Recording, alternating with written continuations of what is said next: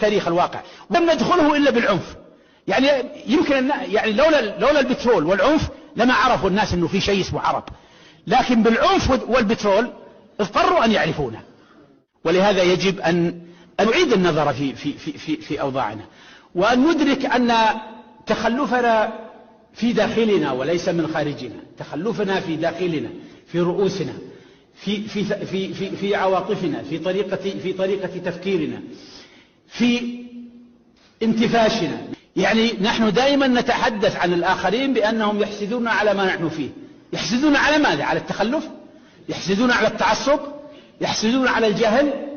الآن عندما نراجع الإنجازات البشرية التي حصلت في مجال الطب والهندسة والطيران وفي كل المجالات، ما الذي قدمناه نحن العرب خلال القرنين كاملين؟ ما الذي قدمناه؟ يقولون قدموا أسلافنا. الواقع ليس، حتى أسلافنا لم يقدموا. الذين قدموا كانوا أفرادا خارج النسق الثقافي العربي. ابن رشد، ابن الهيثم، ابن النفيس، كل هؤلاء كانوا خارج النسق الثقافي. والحكم على الغالب، الحكم على الراجح، على الثقافة السائدة، وليس على أفراد خارج النسق الثقافي. وحتى هؤلاء الذين كانوا متميزين كأفراد أيضا كانوا تلامذة على الفكر اليوناني.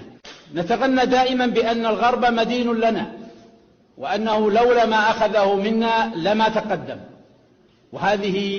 وهذه خديعة كبرى خدرت عقولنا وخدرت عقول أجيالنا، وبقينا نكرر ونردد هذه المقولة السخيفة. نزعم بأن الغرب أخذ من ابن رشد ومن ابن الهيثم وغيره، لكن ابن رشد كان عندنا منبوذا وأحرقت كتبه، فكيف نفخر بمن نبذناه نحن؟ إن هذه مهزلة من مهازلنا التي لا تنتهي.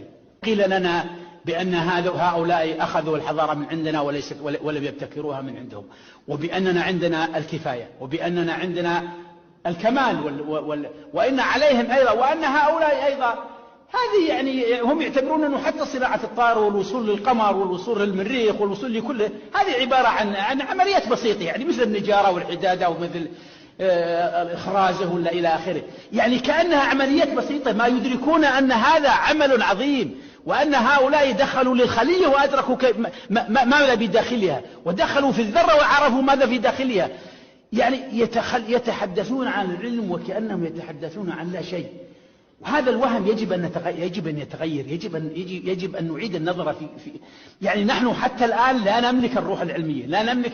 يعني حتى عندما أنا أعتقد مثلا أنه لو نراجع من منحوا الدكتوراه مثلا في عدد من جامعاتنا لكانت شهاداتهم كلها تكرس الجهل بدلا من تفتح بابا للعلم، لأنها لم تكن مبنية على الموضوعية، وإنما كانت تبريرا لما هو حاصل، تبريرا لثقافة قائمة، تبريرا لنمط من التفكير نعيشه منذ مئات السنين.